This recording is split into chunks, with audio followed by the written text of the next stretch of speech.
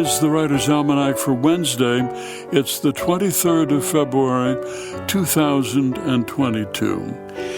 It was on this day, 1898, the French novelist Émile Zola was found guilty of libel for writing J'accuse, an open letter to the French government accusing them of mishandling the case of Alfred Dreyfus, the Jewish officer in the army who was wrongly accused of giving intelligence to Germany. People were eager to convict Dreyfus because he was Jewish, and he was sent into solitary confinement on Devil's Island, soon after which the government found conclusive evidence that another man, Ferdinand Esterhazy, was actually guilty of the crime.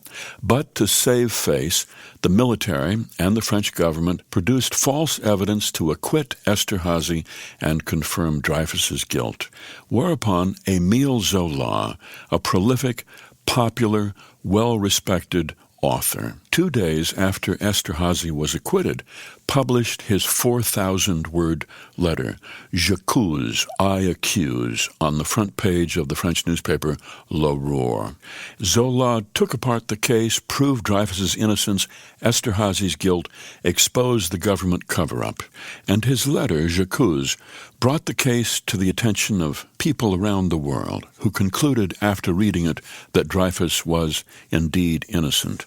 Zola was arrested for libel, was convicted on this day, 1898. People screamed, they got into street fights, mobs tried to attack Zola, who escaped to England, where he lived in exile. But in less than 2 years, a new court reversed Dreyfus's sentence, dropped the libel charge against Zola. Both men returned to France, and in 1906, Dreyfus was reinstated in the army. It was on this day in 1821, John Keats died at the age of 25 in Rome of tuberculosis and was buried in the Protestant cemetery in Rome under the gravestone with the epitaph, "Here lies one whose name was writ in water." Famous for his sonnets and his long poems, and also for his passionate love letters to Fanny Brawne. He wrote to her, "I have been astonished that men could die martyrs for religion. I have shuddered at it. I shudder no more. I could be martyred for my religion. Love is my religion. I could die for that. I could die for you.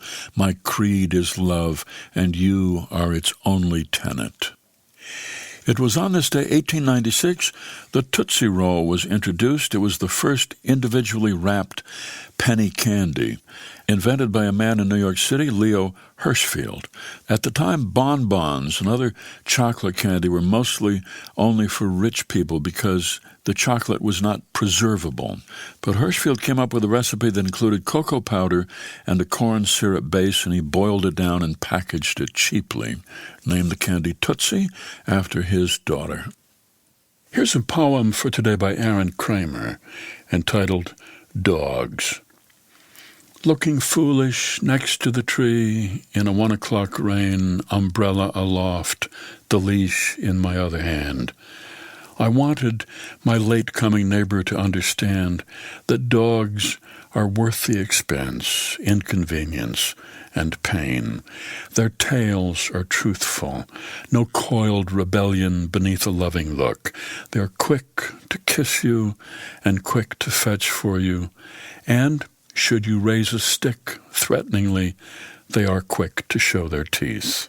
And better still, but this I never revealed, when you bring downfall home, the death of a hope, their nonchalant manner does more for you than a drink.